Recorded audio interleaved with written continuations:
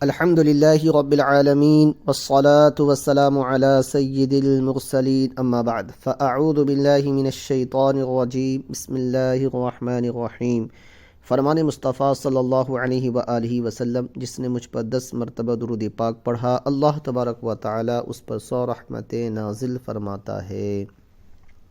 صلو علی الحبیب صلی اللہ تعالی علی محمد صلی اللہ علیہ وآلہ وسلم۔ آج ہم انشاءاللہ عز و جل حسد کے حوالے سے قرآن مجید اور احادیث مبارکہ کی روشنی میں بیان سننے کی سعادت حاصل کریں گے۔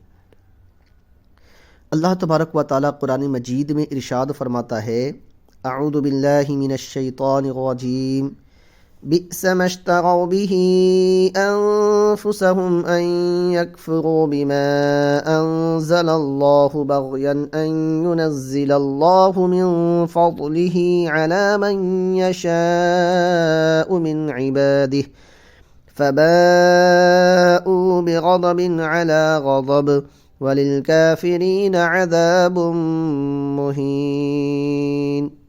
ترجمہ کنز العرفان۔ انہوں نے اپنی جانوں کا کتنا برا سودا کیا کہ اللہ تبارک و تعالی نے جو نازل فرمایا ہے اس کا انکار کر رہے ہیں۔ اس حسد کی وجہ سے اللہ تبارک و تعالی اپنے فضل سے اپنے جس بندے پر چاہتا ہے وہی نازل فرماتا ہے، تو یہ لوگ غضب پر غضب کے مستحق ہو گئے اور کافروں کے لیے ذلت کا عذاب ہے۔ بئس ما اشتروا به انفسهم، انہوں نے اپنی جانوں کا کتنا برا سودا کیا۔ یہودیوں نے حضور اقدس صلی اللہ تعالی علیہ وآلہ وسلم پر ایمان لانے کی بجائے کفر اختیار کیا، اور ایمان کی جگہ کفر خریدنا خسارے کا سودا ہے۔ اسی سے ہر آدمی نصیحت حاصل کرے کہ ایمان کی جگہ کفر، نیکیوں کی جگہ گناہ، اطاعت کی جگہ نافرمانی، رضائے الہی کی جگہ اللہ تعالیٰ کے غضب کا سودا بہت خسارے کا سودا ہے۔ بغین، حسد کی وجہ سے یہودیوں کی خواہش تھی کہ ختم نبوت کا منصب بنی اسرائیل میں سے کسی کو ملتا، لیکن جب انہوں نے دیکھا کہ وہ اس منصب سے محروم ہے اور بنی اسماعیل کو یہ منصب مل گیا، تو وہ حسد کی وجہ سے حضور پر نور صلی اللہ تعالی علیہ وآلہ وسلم اور ان پر نازل ہونے والی اللہ تبارک و تعالی کی کتاب قرآن مجید کے منکر ہو گئے۔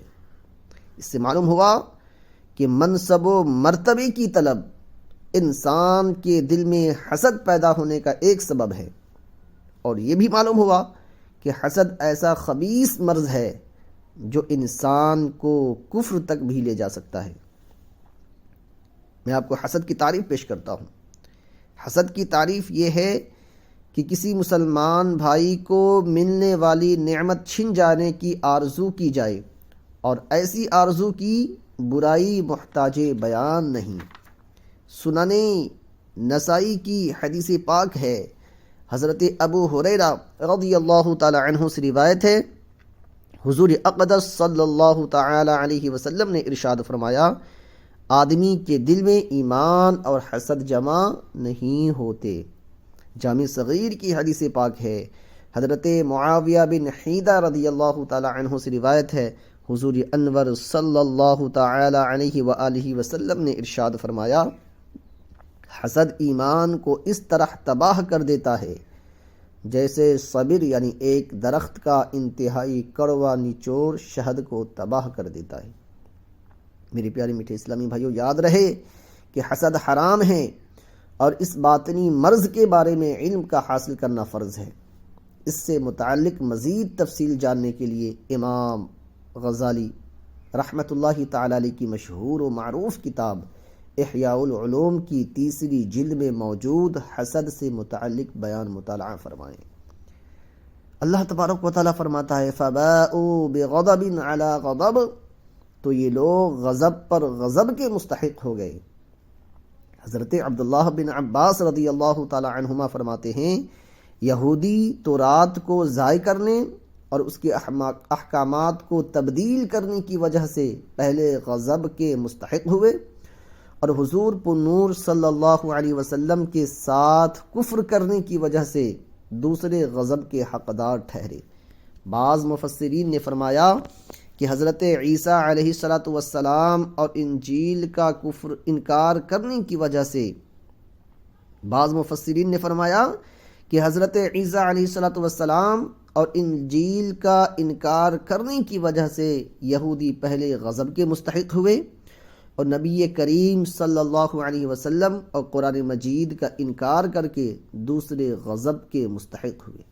اللہ تبارک و تعالی ہم سب کو حسد کینہ سے محفوظ فرمائے، آمین بجاہ النبی الامین۔ صلو علی الحبیب صلی اللہ تعالی علی محمد صلی اللہ علیہ وآلہ وسلم۔